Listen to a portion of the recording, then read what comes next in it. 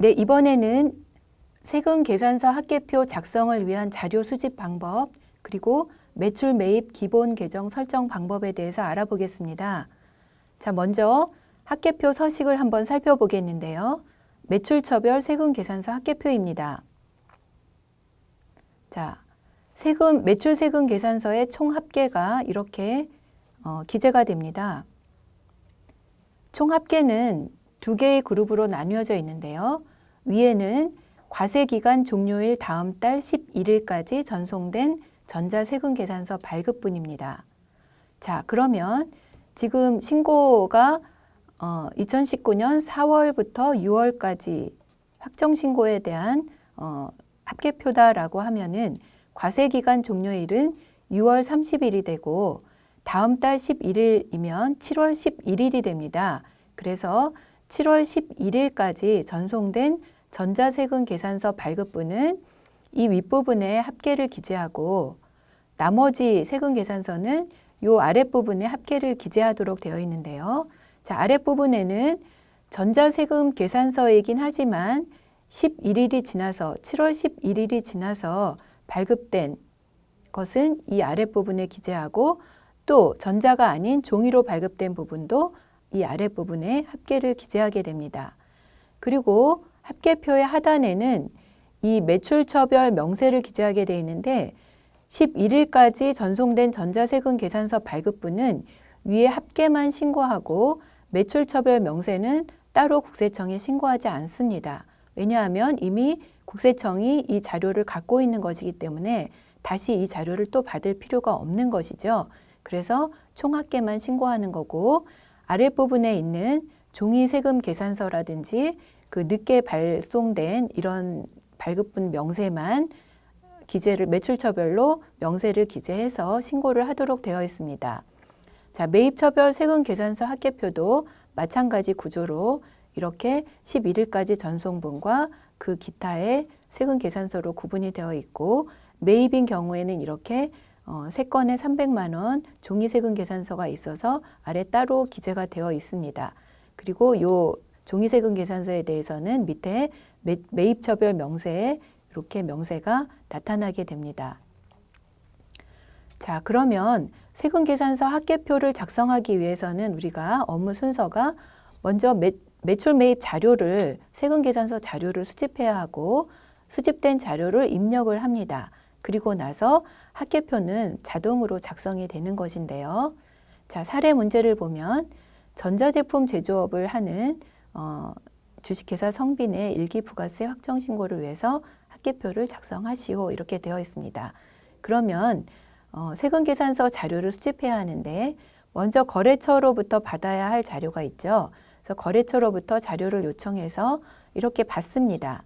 그러면 매출세금계산서는 전자분과 종이분, 매출은 전부 전자로만 발행을 했고요. 그다음에 매입세금계산서는 전자분 그리고 종이분이 이렇게 있습니다.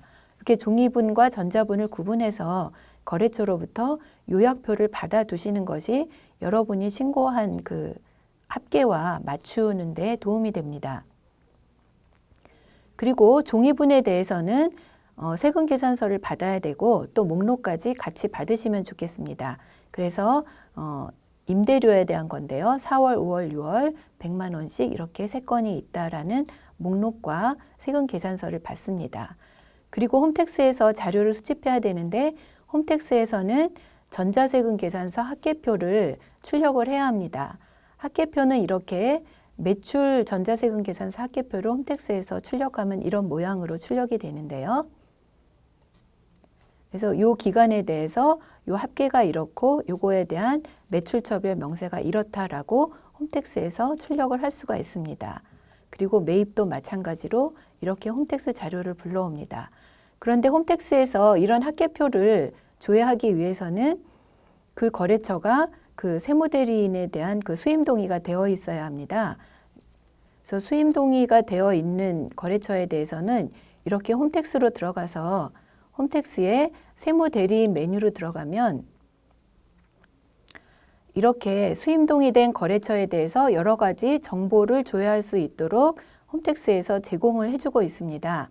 여기에서 부가세 신고용 학계표 조회 이런 것들을 들어가서 이제 아까 말씀드린 매출처별 학계표, 매입처별 학계표를 조회하시면 되겠습니다.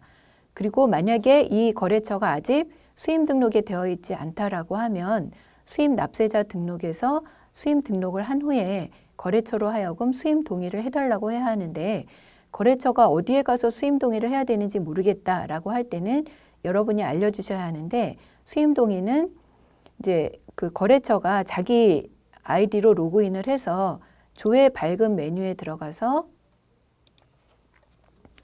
여기 위에 있는 세무대리 정보에서 나의 세무대리 수임 동의를 들어가면 이제 여러분이 수임 등록을 해 놓은 경우에 여러분의 세무사 사무실이 조회가 되고 그걸 클릭해서 승인을 해주시면 되겠습니다.